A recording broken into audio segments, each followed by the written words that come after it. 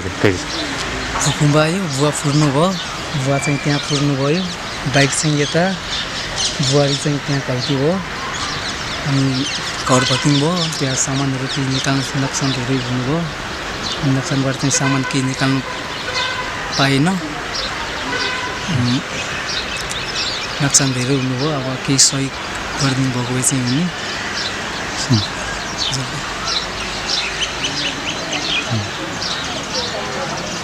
सबै सामान यही तलभित्र छ। हजुर, सबै सामान तलै छ, केही निकाल्नु भएको छ।